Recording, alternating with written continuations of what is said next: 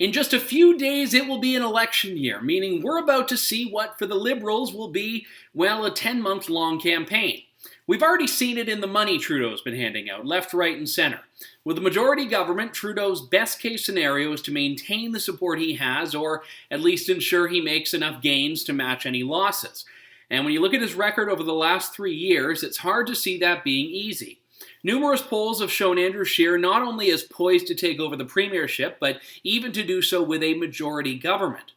Polls are obviously not certainties, but they do reflect one inescapable reality, and that's the list of groups that Trudeau has offended. It is staggering.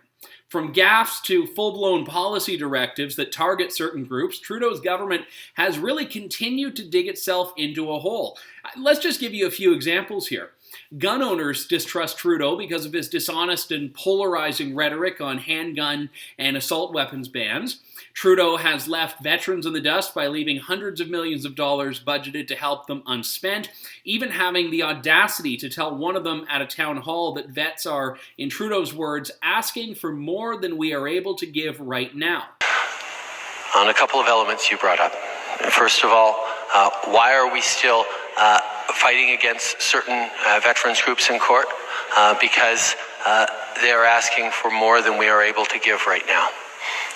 They are asking for more than we... Well, no, hang on. You're asking... This, of course, while finding $10.5 million for convicted terrorist and murderer Omar Khadr, although that one seemed to alienate all tax-paying Canadians.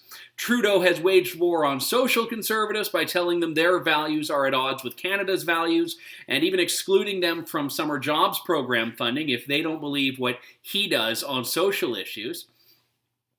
Right now, Alberta and Saskatchewan are witnessing massive levels of Western alienation, what Brad Wall, the former premier of Saskatchewan, has said he hasn't seen in years. And this is over Trudeau's refusal, among many other things, to support the oil and gas sector in a meaningful and sustainable way. Build the darn pipelines, for starters, and stop putting this carbon tax that is directly targeting Albertans disproportionately, but really targeting all Canadians. Just right there, we have gun owners, veterans, social conservatives, and Albertans. Losing these groups might not be the biggest thing in the world for Trudeau because, well, a lot of them are not traditionally conservative in the first place. But the fact of the matter is his alienation streak has extended to groups that he did count on to win in 2015. Marijuana activists. These are people that many of them voted for him precisely because he said he was going to legalize recreational marijuana.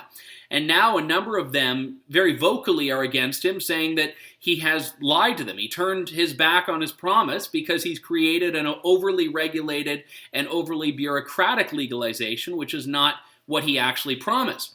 Similarly, Trudeau courted support from electoral reform activists. A lot of them were the youth that he said he was going to engage, people that traditionally vote for smaller parties that said, you know what, I'm going to vote for Justin Trudeau because he said that 2015 was going to be the last election that Canada had under first past the post. To come, and that's a conversation that Canadians feel it's high time to have because our current system is not valuing the vote and the input of far too many Canadians. Well, until that was no longer politically tenable for him to do. 2019 is going to be yet again a first-past-the-post election. I support that, but it's not what Trudeau promised, and there's going to be a cost to his base for breaking that promise. Labor activists once saw an ally in Justin Trudeau, but then he used back-to-work legislation to end strikes, most recently to put Canada Post workers back to work. Again, not a bad policy decision, but one that goes against the support base that he cultivated, and one that is going to have a lot of the support that he brought from the NDP go back to the NDP. And there are very serious issues here. His appeasement for radicalism through UNRWA, his soft on terror stance. These are things that have alienated a lot of the Canadians that really care about national security, including a lot of Israel supporters, Jewish Canadians, who I'm sure are also still feeling a little bit rough about how he neglected to mention the Jewish people in the dedication on the plaque of a Holocaust memorial in Ottawa. Again, another whoops moment that really speaks to the broader schisms that Trudeau is creating. Remember, the Jewish support was long held as really just the norm and something to be expected by the Liberals. Small business owners still reeling from the tax reforms Trudeau and Bill Morneau put in, especially doctors who lost large amounts of money after Trudeau reneged on a long-standing agreement between doctors and the federal government. So there's a big question here. Is there anyone left that Justin Trudeau has not turned his back on? Well, I mean, yes, but apart from those people. No, not really seeing anything there.